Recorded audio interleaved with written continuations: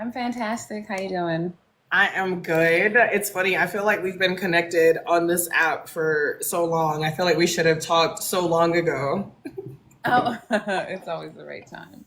Yes, true, true. Divine timing. Well, welcome. Thank you so much for joining.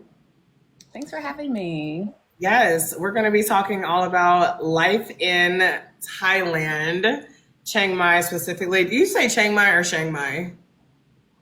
I say Chiang Mai. When I say Chiang Mai, it picks it up as Shanghai, so I think For it's Chiang yeah, Mai. okay. I feel like I'd be alternating back and forth, and I'm like, I don't even know which one is right. I'm just saying, I It's like literally, Medellin and Medellin, I tomato, know. tomato. I said Medellin. You I know said where we Medellin for at? years, and now I say Medellin. So yeah. Yeah. But anywho, thank you again for joining. And yeah, we're gonna be asking you about your journey as a digital nomad and life in Chiang Mai. Chiang Mai. And yeah, so before we get into all of the Thailand things, why don't you just tell us a little bit about who you are and how your digital nomad journey started? Yeah, well, I'm Jazzy, and I'm the owner of Black Digital Nomad, which is a platform that empowers people of color to live abroad and do what they want to do.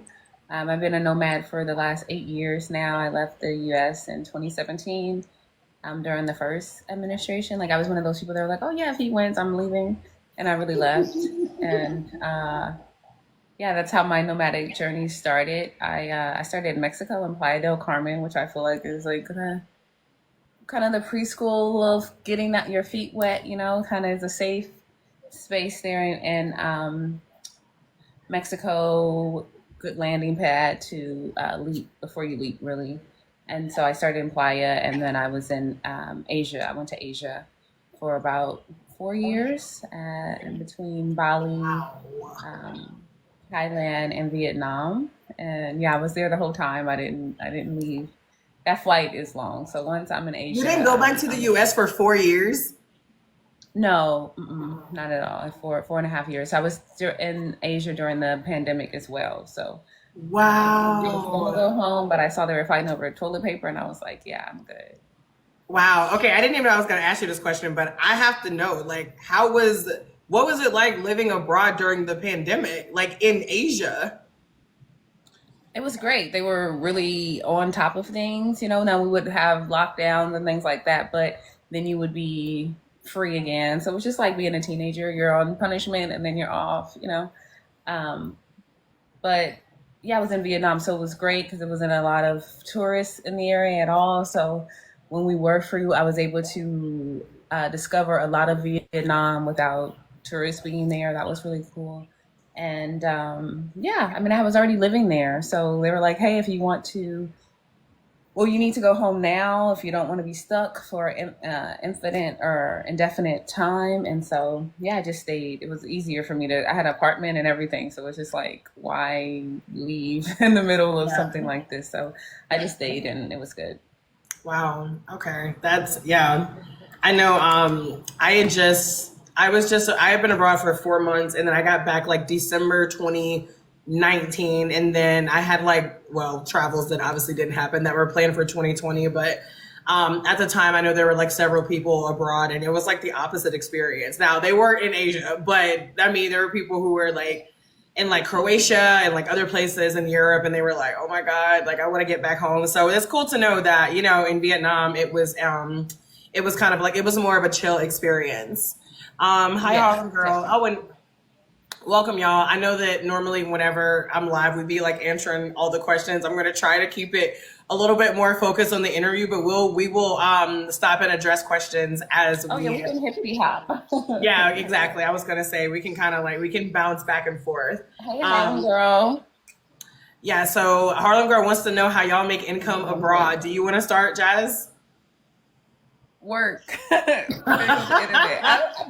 Not to be crazy, but like I don't know. I feel like if you're not making money and the internet's been around 25 years now, so it's like it's so many ways, and I just kind of hip hop and go with the market. So when I first started, I was teaching English online. That was a big thing back then. And then once that was shut down due to I don't know something happened in China, I pivot and I believe I was doing consultations or something of the other. Oh, maybe booking travel at one point with Pana. And I've always been a content creator during my time abroad. Now I'm training AI. AI is an amazing industry to be in right now. The money's really good. So yeah, just figuring out different ways to make money Yeah. online based on what is going on. Always improving your skills and making sure that the jobs or the things that you're interested in will allow you to be remote. Yeah, absolutely. I feel like that's the same thing I'm constantly preaching to people. I'm like, y'all, not making money online at this stage to me is ludicrous. I'm just like, Wait, what are you wait. doing? Yeah, I'm like, even if I you just mean, like if start you with something small, even if you just do a little something, something on the side, I'm like, the days of, oh, in order for me to make yeah. money, I gotta get in my car and go drive to a place and sit there for 8 hours. I'm like, y'all better stop living in the Stone Ages, okay? There are freedom Yeah, I income started streams out here. making money online in 2012 or so. So I've been a remote worker for a very long time, before it was really popular or whatever. But just that independence. I had a laptop and I would be going from Philly to LA to Houston and staying for a month at a time. So my freedom has always been a core value of mine above anything. So I Mm, would take making a bit less to have freedom, maybe not having a steady streams where I may be working half of the year versus the entire year for freedom. So it's just I put that above anything.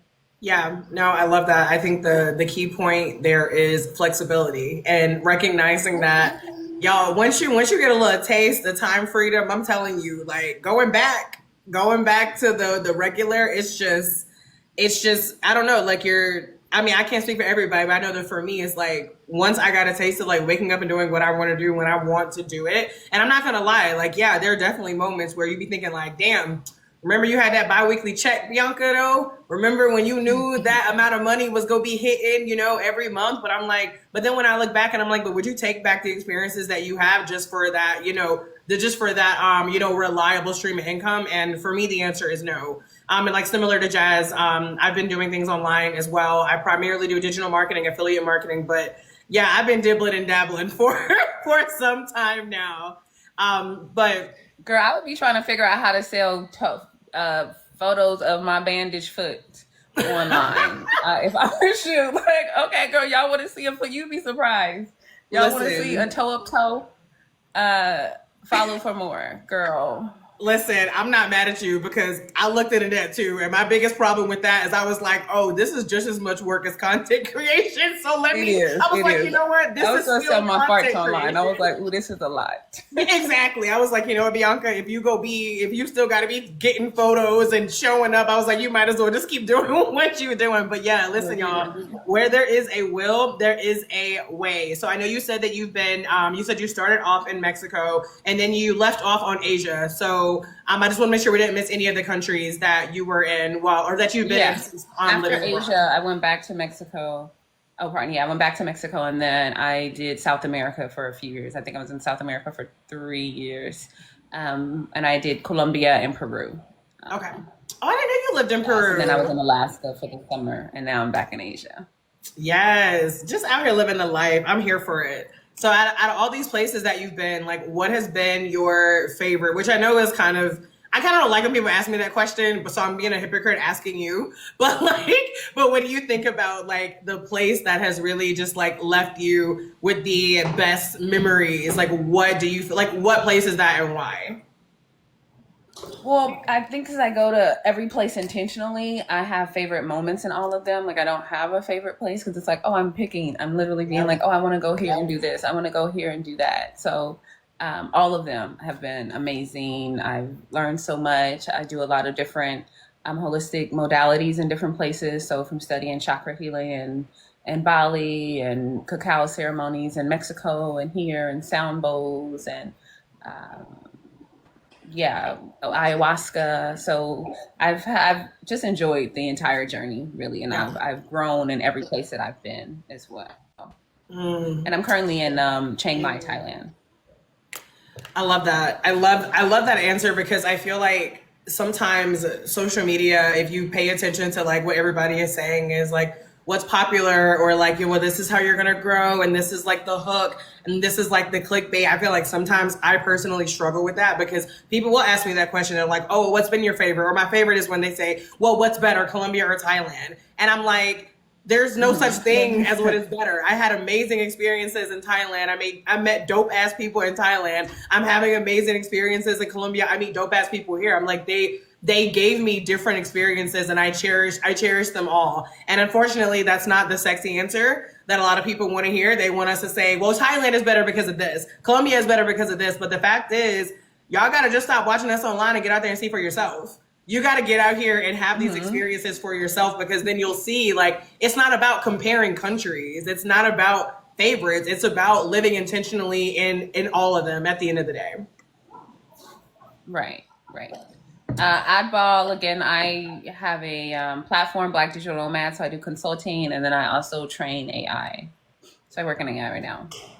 Oh yeah, someone else asked, what do y'all do for remote work? And I do digital marketing and affiliate marketing. And y'all, don't be afraid to head to the links in our bio, okay? Because Jazzy, listen, you need to talk to somebody one-on-one about how to move abroad. Like, she is your go-to. Go in there, book a call with her. If you want more resources on different ways to make money, I do have a free class in my bio. And I also have a resource called the Cash Flow Come Up Checklist. So for y'all that want to explore more ways to make money, how to move abroad, like, go in our bios, because we got the resources for y'all. So let's get back to Thailand. So I know that right now you're in Chiang Mai, but what other parts of Thailand have you been in? Yeah, I've explored northern Thailand. So there's like this Mae Hong Loop, which is kind of villagey. I've been to Bangkok, Krabi, or off of Krabi, some islands off of Krabi. And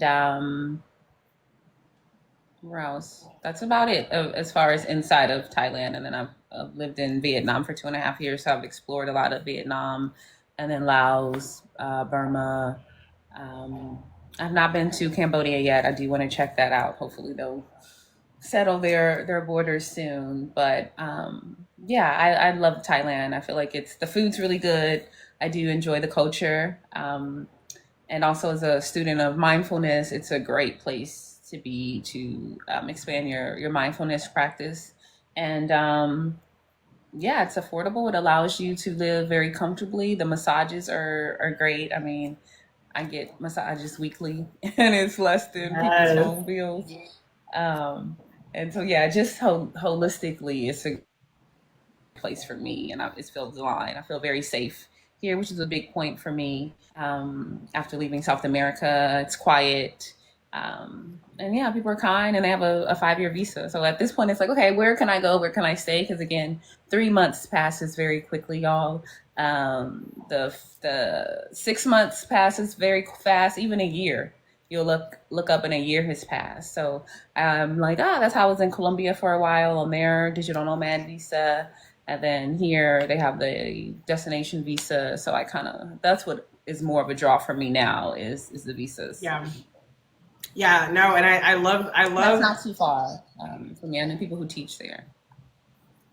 And I love that, I love how long you've been in these places, because I think that this is also a testament to coming from a mindset of living in the US and then like living abroad. Because in the US, if you think about people who travel internationally, which, let's be honest, is already such a small percentage of the US population, not just in the US, but we're going to talk about the US. That's already a small percentage of the US population. But then you want to talk about Black people in the US, like, who just, a lot of us don't travel internationally for a variety of reasons. And for so long, even for me as someone who, is a traveler, you look back to whenever you would go somewhere and you would do like a little 5-day trip to Cancun, or, maybe like 7-8 day trip to Europe, country hopping. And after you start staying in countries for a longer period of time, I'm not saying like it's impossible to go back to that life, but I'm saying like you just have such a greater appreciation of a place. So I was on live yesterday and someone was asking me about my favorite countries, and I was saying how Mexico, Thailand, and Colombia are my top 3 favorite countries. And not coincidentally, those are also the countries that over the course of years I've spent the most amount of time in, because it's Hmm. very different when, I mean, and you can absolutely take a vacation to a place, have you a little litty trip, girls trip, vacation, whatever it is, solo travel. You can do that and there's nothing wrong with it. But there's just a different level that comes with being somewhere for months at a time. And when you were just talking about how 3 months goes by so fast, y'all, I have officially been in Colombia for more than 90 days this time around. I cannot believe it. I cannot. Like me and my husband have been in 10 different countries since last year. So for us to agree to stay in Colombia for 6 months, for us, we were like, oh my God, that's gonna feel like 2 years. No, No, no. yeah. I'm 90 days in and I'm like, wait.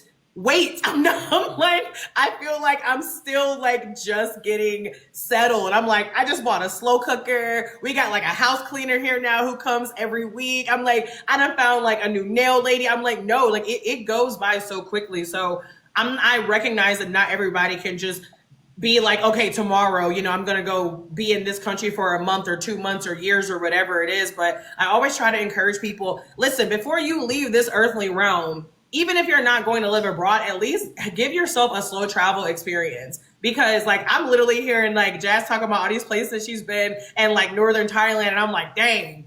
I was in Thailand and I was in Bangkok, Phuket, Krabi, Pattaya, and oh my God, Chiang Mai. Oh my God, Bianca. And I know that there's still so much of Thailand that I did not see. So I just wanted to point out that I think it's dope that you're actually spending more time in these countries instead of just like doing like the hopping around, because there's levels to all of it. Yesterday, somebody was asking me about the pros and cons of being a digital nomad. And whenever I was talking about the cons, that's exactly what I said. I was like, you're moving so much, so you don't necessarily get that feeling of being settled. And there's a lot that you miss in a place if you're constantly focused on what's going next. And I feel like there's a lot of push and pull, because like I'm constantly like, I want to go somewhere new, but then I'm also like, oh my God, it's so great here. I want to stay here. And it's a good problem to have at the end of the day. Right. Yeah, Harlem girl, I'm on the DTV, which is a destination visa. It's a 5-year visa for Thailand that allows you to stay in the kingdom for 180 days at a time, and then you leave, and then the time starts over for 5 years. Oh, 5 years. That is nice. Okay, so Yeah, I the know time that. fly even 8 years. I mean, I've done this 8 years now, and I looked up and I'm like, wow, that time has really flown by. But yeah, I do enjoy, and I prefer to stay in a place much longer. I think the shortest amount of time was Peru at 3 months. But typically, I like to stay in a place for a year, 2 years, 3 years. Yeah. And I think the other thing to keep in mind, even when you stay in a place, is that you can still travel to other places. This is something that I had Yeah, to within remind that myself place, of. right? Yeah, exactly. Yeah, yeah, it's a good time to see around, look around, or see things. But yeah, I typically love slow travel so much it is hard for me to go to places like a week. I don't think I've taken any trips like that. Anytime I'm traveling, it's like, oh, I live here now, and then I'll travel around there. Yeah. But No, I'm here for hey, it. And I know you mentioned that you visited Bangkok. I'm just curious, how much time did you spend in Bangkok?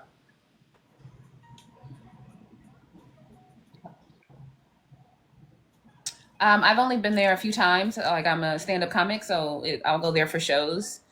So a few nights at a time. Okay. I was just Yeah, curious it's been a while. because I'm laid back. I'm chill. so Oh, go like ahead. you feel like Bangkok is a little bit too like fast paced for like the lifestyle that you're looking for. Is that what you mean? From what I experienced, but when you live somewhere, when you're visiting, you don't get that opportunity to see day to day living there. But for me, it's more like New York City. I'm from LA originally. So we are a little slower paced. Things are more spread out. So I like Chiang Mai. It's laid back. It kind of gives you countryside. Like there's animals behind me where I live in the lake and stuff like that. So I like nature. I don't need high rise buildings and things like that. So it's super green around me. I love nature. So Chiang Mai is a good fit for me. There's still theater. I'm an actress as well. So there's still theater. There's still a comic scene, a comedian scene here. Things to do, enough. And then things close early enough as well. So ain't nobody got me out late. It's like, yeah, everything's closing at 10. Great. let's go home. So it's perfect for me. No, that's fair.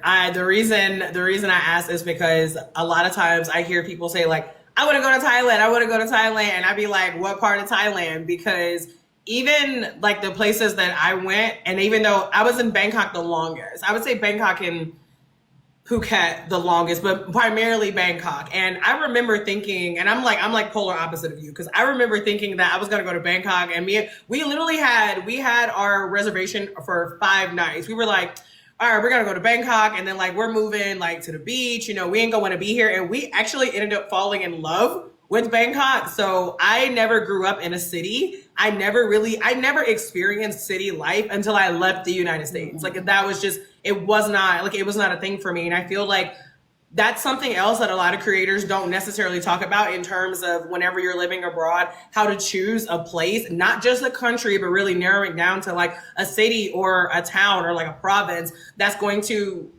align a lot more with what you're looking for. Because for me, I feel like, oh my God, like I'm so burned out on like car culture. Like I love being in a city where everything is right here. Like we're in Medellin, we're on the 18th floor. Like I love being in, like the big building, but at the same time, it's like I love going to those places like Chiang Mai. I love going to the mountains. I mean, well, Medellin is the mountains, but you know what I mean? More like rural. Like I love going to the beach and having these moments where it's just about nature. So I think that's just something else I want to put out there for people who are interested in going to not just Thailand but anywhere, but like actually do your research on the cities, because we have a tendency to talk about countries like they are cities. Like and we forget, we completely forget. And even here in Colombia, I'm like, okay, y'all, like I'm in Medellin. If you want to go to Cartagena, that's a completely different vibe. Like if you are in Mexico or you want to go to Mexico, life in Mexico City is going to look so different than life in La Playa, which is going to look different from life in Merida. So, do your research and really get clear on what it is that you want, the type of life that you want to live, because there's no such thing as the best place to move abroad. That's another question that people love to ask. Well, where should I move, or what's the best place? And I'm like, I don't know you, you know you. Like nobody can tell you the best place to move for you. Like you got to be willing to get out there and explore, and you got to be willing to do the research. And I know that we've been talking a lot about Thailand, and we've already had someone ask about the visa. So let's go ahead and kind of get into what this visa process looks like. So can you talk a little bit more about the DTV? And you already have it, right? Or you're applying? Yeah, I do. Okay. And I'll just tap on Harlem Girls questions real fast if I want to go food shopping. So what I love about living abroad is because I did this in Medellin too. Like I shop within my neighborhood. So I get my eggs from the egg lady. She just has eggs. The meat just from the butcher. Fruit just from the fruit vendor and things like that. And it's walking distance. I get on my bicycle and I go and get what I need. There's a lot of plants over here, so my neighbors bring me papayas and bananas and stuff like that. And then the mall is like 15 minutes away by bike. So where I am, it's like Chiang Mai is a city, but I'm like right on the outskirts, which is 15 minutes away from, or 10 minutes away from Neiman. But it's like countryside living, which I like a lot. So it's a balance of both. So I'm not far out, 45 minutes. I don't need a car. Everything I need to do is right in the area. There's even a dreadlock studio up the street from me. As far Period. as it's everything, everything is here. I really like to be somewhere where I can just walk around and Yeah. spend my money where I live.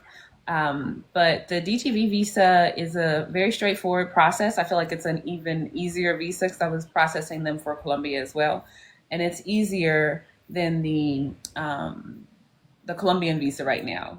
As we know, with digital nomad visas or any new visas, when they first come out, they're typically more lenient. It's easier to get them the guidelines. They don't have you jumping through hoops right away. I guess because they want to promote the visa. So right now, all you need are 3-month bank statements, a letter from your employer, or you can write it on your behalf if you own your business, and saying that you can work in Thailand and that you won't be working in Thailand, but you'll be working from Thailand.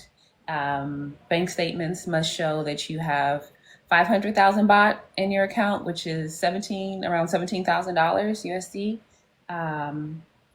and that's it. Now they may ask you for tax returns or for like a portfolio of what your business does or what your job does, and then maybe proof of the business. So I had sent in a business registration, and that was pretty much it. $400 USD is the price, and you can do it all online.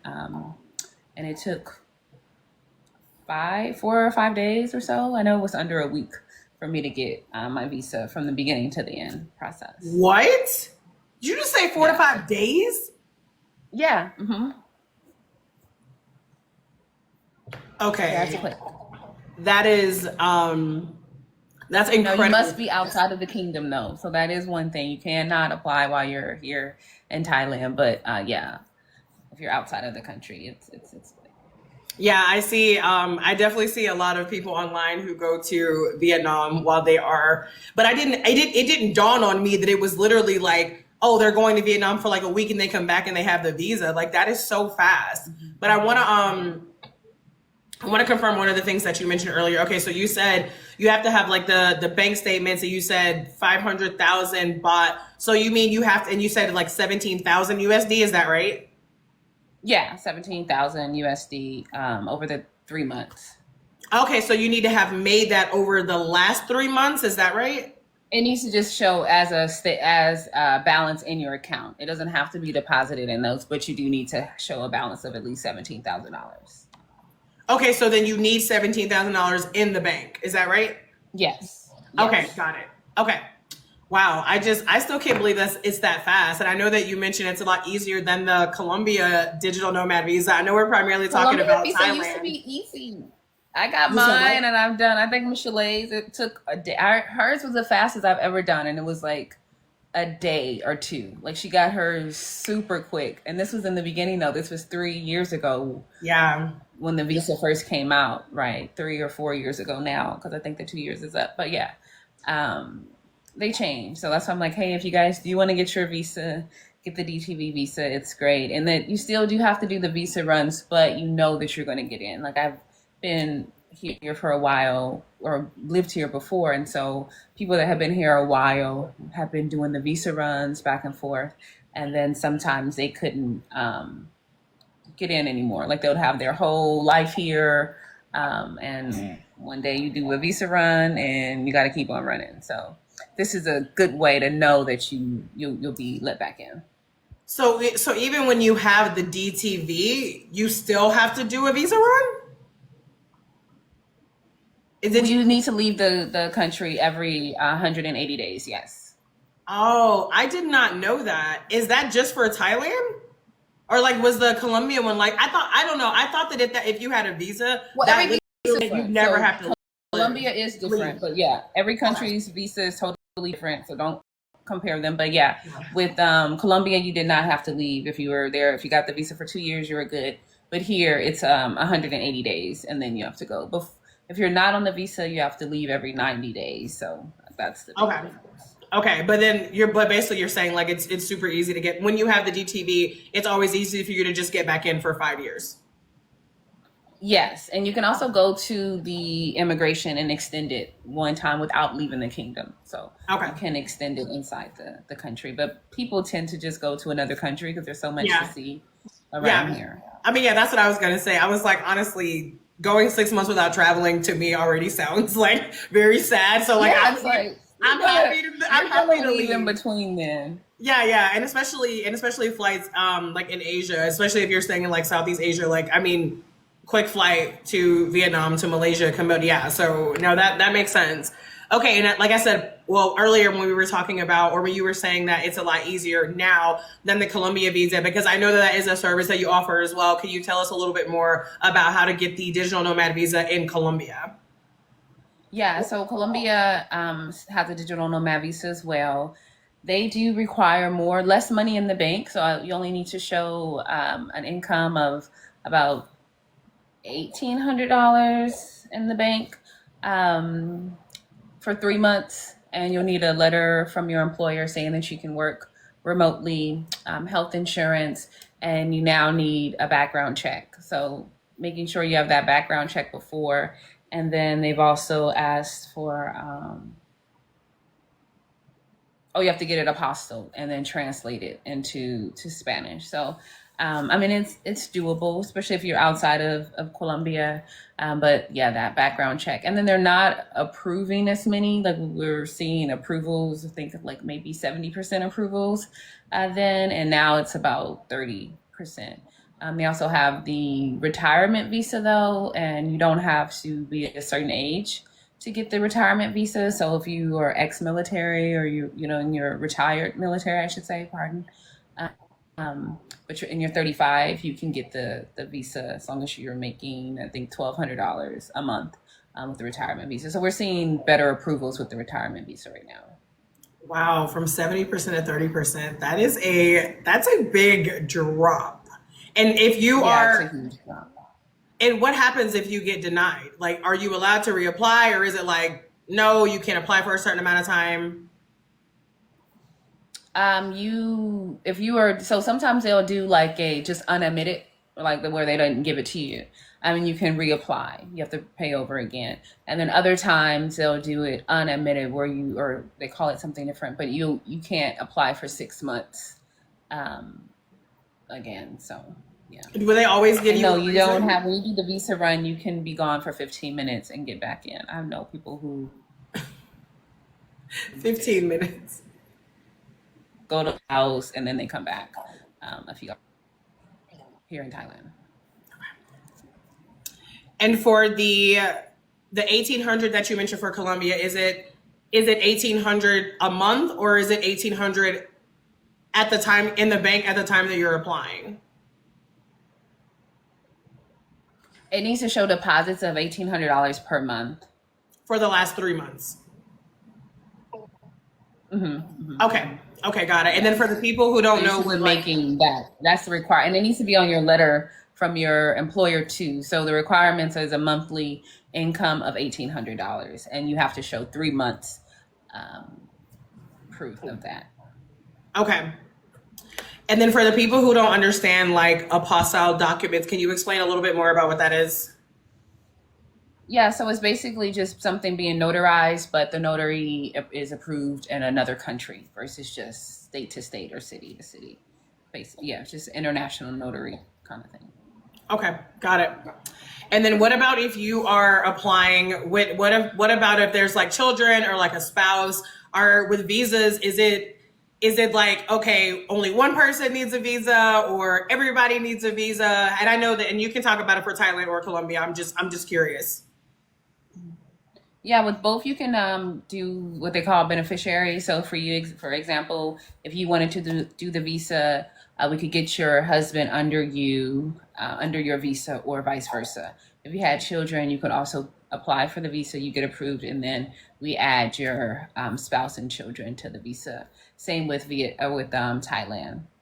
You just Okay. pay per visa. Okay, dope.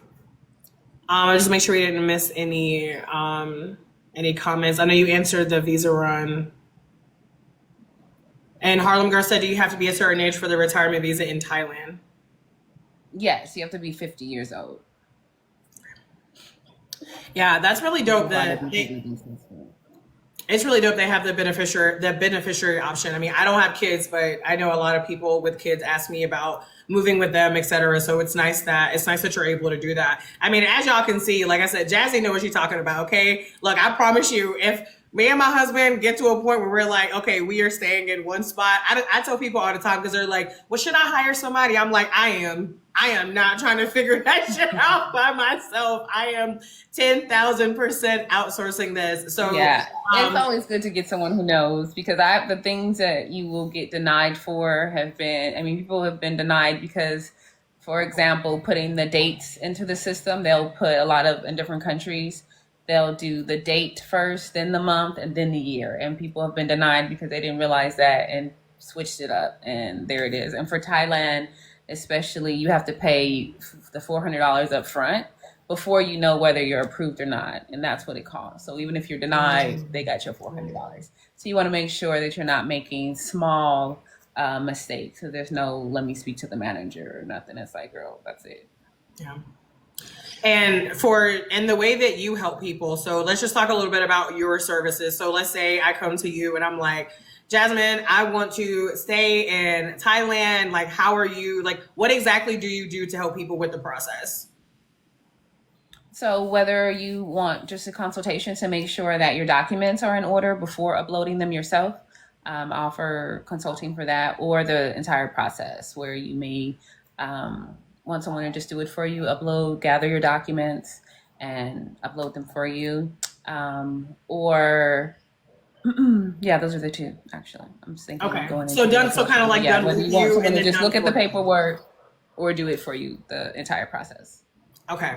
Yeah, sign me up for do it for me. I'm like, I'm like, just, I don't even, I get easily overwhelmed by things like that. So I'm like, please just, yeah, let's just take care of it. All right. Is there anything else that you wanted to add about life in Thailand, life in Chiang Mai, the visas, anything before we hop off of here? Yeah, no, that's it. Life's great here. I mean, if you're thinking about doing it, if you're consider doing it, I went from idea to being abroad in 63 days, and I have no regrets. It's been 8 years now, and seriously, it's been one of the best decisions that I've made. It's just taking the leap with faith, like not, and I think too, people want to have it all figured out, and it's like, how? Like, how do you figure everything out? You don't know until you go. My favorite affirmation is, as I'm present in this moment, my next opportunity is being created for me. So, for example, when I was in Alaska working for a bit, I was there exploring at an amazing time. But after that, people are like, what are you going to do? What are you going to do after this? I'm like, I don't know. Like, I'm here, I'm chilling, I'm exploring, I'm working in the office of a lodge, of a remote lodge in nature every day. And from that, I'm now training AI for people, or for the thing is basically for lodge workers. And I'm making much more than I was there, which was still a great opportunity. And I got to save a lot of money to seasonal work is a great way to kind of leap into abroad living too, because it's all expenses paid and you get to just save money. But yeah, that led from to that, and so I trust that things are always being created for me. So I don't think that you have to figure everything out right now. Allow it to grow. Yeah, there's a large community here in Thailand. Wow, that I love that you pointed out that, you know, the people asking like what's next. I feel like, and I don't know when exactly did you start like actually sharing your journey of moving abroad online? Did you start like right in like 2017, or like do you remember? Yeah, just a video just popped up of me 8 years ago saying like, "Hey, I'm leaving to go leaving the country." I'm looking at this video once. I was hella skinny because I was vegan, but also it's like if you didn't know, I seem pretty delusional. But all of those things that I said have come into fruition for me. Like I been living abroad. I said I was gonna make content on like backpacks and suitcases and shit, and I've done that with brand opportunities. I mean, I streamed. I made a living totally streaming online before this was even a thing. We made this live streaming popular on TikTok 3 years ago or something like that, before it was really released. So I've had amazing things. I've paid my rent with comedy and doing comedy shows around the world. So really, I mean, you can do anything. I got the AI job through a friend that I met in Playa del Carmen. Girl, she told me about it. I thought it was a scam at first because of the wage. I was like, they pay you that much? But I applied, and 3 contracts later, I'm still here stacking great money and investing in things. So I think a lot of times people are so worried about scams that we're not even following through. I've shared the platform that I'm on, and I can literally see all the people who have been interested clicked but did not finish applying. And I'm like, this is a lot of things. People ask for things, ask for resources, we give them to them, and it's like, oh, did you finish? Or, you know, did you follow through with it? So yeah, it's about pushing through, manifesting, you know, visualizing. But when opportunities present themselves, how do you show up? Do you finish them? Are you taking chances, right? And you can be scammed doing almost anything. So just gotta get out there and take a chance and want it, and know that one job, applying to 3 jobs, 12 jobs is probably not enough. Hey, Treasure. I met Yeah. Treasure here in Thailand. She's a black solo traveler here, and I probably shouldn't be telling people business if they solo now. She's with a big, strong person, actually. Wow. I whenever I first started posting about my journey, I thought, I don't know, it became very normalized, right? Like, and that it's become very normalized for people to be like, where are you? Where are you? Where are you? And I'll be honest with you, like that was something that was like a little bit of a struggle for me at first. I felt like people were constantly asking me where I was, but then people were also asking me like you were saying, like, what's next? What's next? And I literally had to have like, a moment where I was like, Bianca, you don't owe nobody shit.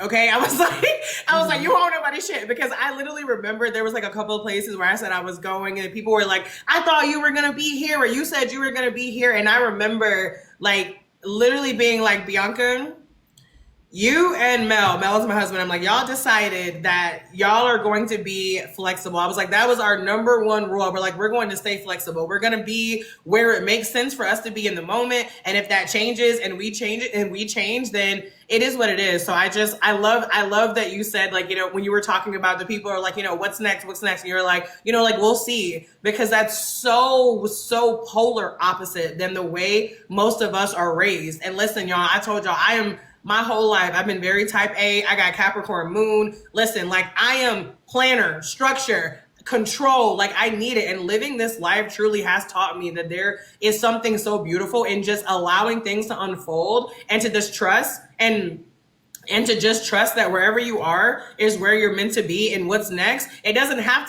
to know it right this second. If you don't know it right this second, it doesn't mean you're disorganized. It doesn't mean that you don't know what you're doing with your life. Like, honestly, I feel like that's a whole other level of freedom. So I'm really happy you brought that up, because I feel like sometimes as a content creator, or at least for me, like it's been a little bit of a struggle. And that's kind of how we are right now. Like, people, like, we were so excited to finally go be in a place for more than like 2.5 months. People are like, what's next? I'm like, I don't even care. I've been in the same apartment for more than a month. Do you understand how incredible that is for me? You're talking about what's next. I'm like, I don't even care right now. I am living in this moment. I am enjoying this moment. And yeah, we will see what happens. Right. They don't even know what's next. I'm like, you don't know what's next in your life. So like, and I have the only earth energy I have is my Taurus and Venus, but I'm very airy fairy. I'm air and water. So I'm been like this my whole life. Yeah. Stay tuned is really always my answer. We gonna see what's next, and it's always getting bigger and better and greater. So yeah, exactly. And then even what you were saying about, you know, people thinking that things are a scam. Like, whenever I talk about doing digital marketing and they say, oh, I heard it was a scam, and I'm like, you're literally on social media. Work for somebody right every day now is the biggest scam. Having kids is the biggest scam. Like, well, we won't get into those. Listen, let's not even talk about the American dream scam. Let's not talk about you went to school and paid $50,000, $40,000, $100,000, and now all you got is student loans and a $40,000 a year job. They got you living check to check. But you talking about digital marketing as a scam? Okay. Okay. I mean, it's a mindset, y'all. Like I always say, like, moving abroad is like 80% mindset. Like, we can talk about countries, we can talk about visas, you can talk about how much money you got to have in a bank, but to be real with you, like, if you overthink yourself into overwhelm, like, you ain't going anyway. Like, that's like, these are just the facts. Like Jazzy said, you don't have to have everything figured out, and you just, at some point, you have to be willing to take the leap. And if you are willing to take the leap, make sure you reach out to Jazzy. I assume everything is in your bio for booking a consultation and everything. Yes. Mm-hmm. Perfect. Yeah. So I do mindset relocation services as well as processing visas. Yeah, y'all, make sure you hit her up. Like, get what you need, y'all. If it's on your spirit to get the F out of the US, then, you know, make it happen. Thank you again, Jazzy. I really appreciate you taking the time. Thank all of you who are on here for joining. Thank y'all so much if you're watching the replay, which I will put. Thank you for hanging out with us. Yeah, absolutely. I will put the replay on my YouTube channel if anyone's in here now and you didn't catch the whole thing. And I'll make sure that I have Jazzy's information linked below whenever I post the replay. But yeah, thank y'all again for joining. Thank you, Jazzy. I'll catch y'all later. Have a good one. Hey, Sharon.